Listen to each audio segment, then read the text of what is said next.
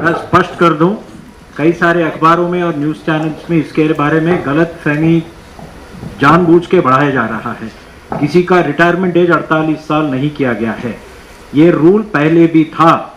आपके यहाँ जो 226 का प्रोविजन था, 22 ईयर्स ऑफ सर्विस और 48 ईयर्स पे अगर वो व्यक्ति पब्लिक सर्विस के लायक नहीं है तो उसे रिटायर किया जा सकता है।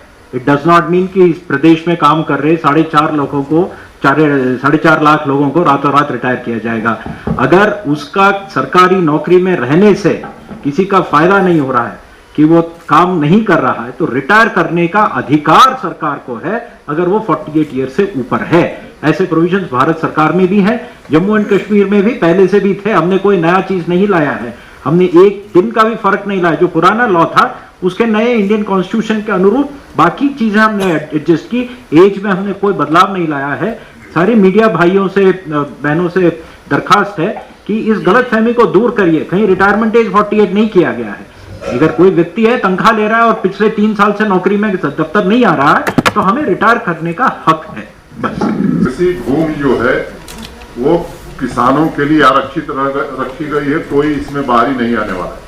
जो इंडस्ट्रियल एरियाज हम आइडेंटिफाई कर रहे हैं, जरूर हम चाहते हैं यहाँ भी देश की तरह, देश के अन्य राज्यों की तरह यहाँ भी अच्छी इंडस्ट्रियां आए, ताकि यहाँ का विकास हो, डेवलपमेंट हो और युवाओं को रोजगार मिले।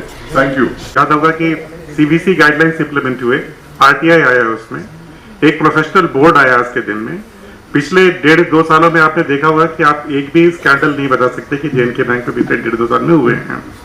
इतनी कठिनाइयों के बावजूद तो पहले क्वार्टर में हमारा प्रॉफिट आया है, सेकेंड क्वार्टर में भी हम उम्मीद रखते हैं कि प्रॉफिट आया है।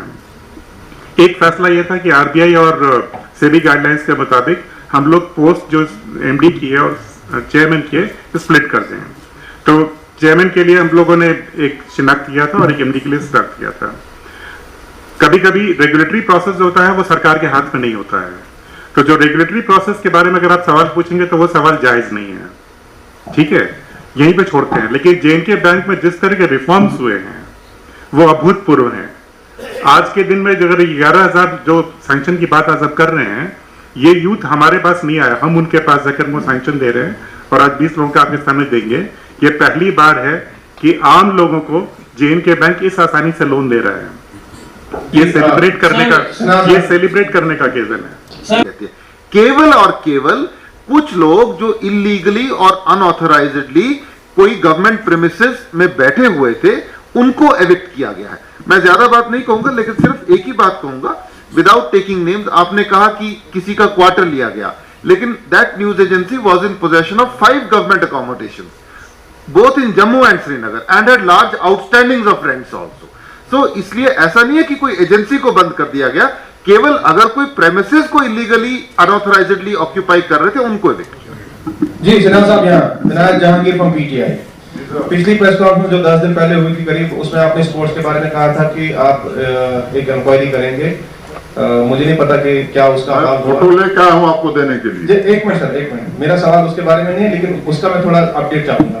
सवाल है कि आपने बैक टू विलेज के तहत पैसा दिया, बहुत अच्छा है, हम इसकी प्रशंसा करते हैं। लेकिन इंपॉर्टेंट है यहाँ पे ये 10,000 लोगों को आप तो जेके बैंक लोन दे रहा है, लेकिन उसमें जो इंटरेस्ट है वो 7% है। ये 7% हर जगह बैंकों पे मिलता है। इसमें गवर्नमेंट या सिन्हा साहब कौन सा एहसान कर रहे हैं इस कौम पे कि वो लोन दे रहे हैं? लोन तो हर जगह हर बैंक दे रहा है, कुछ नया इसमें क्या आइडिया हमारे बताइए।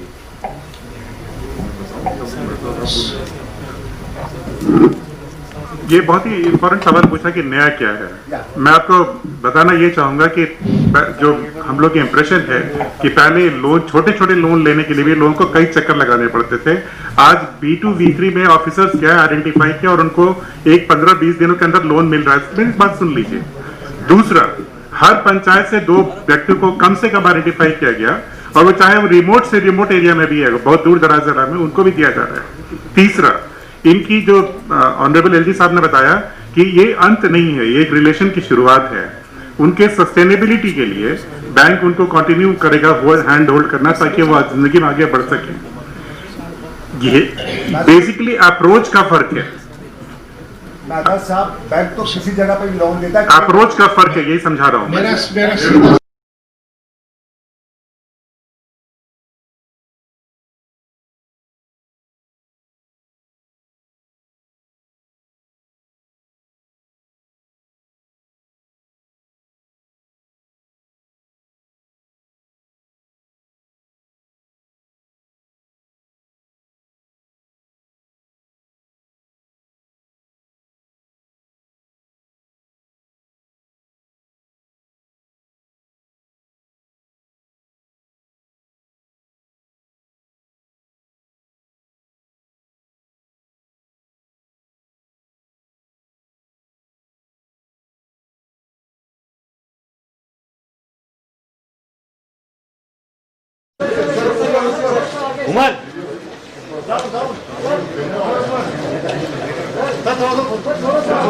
बाहर पीछे हो जाओ, उम्र कम हो जाएगी।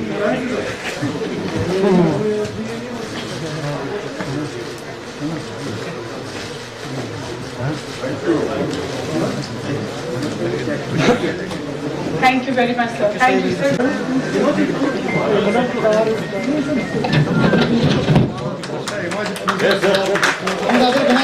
Congratulations, Ms. Hanifa Banu, and thank you very much, sir. Thank you so much. 4,75,000 इसका भी फोटो ले लीजिए।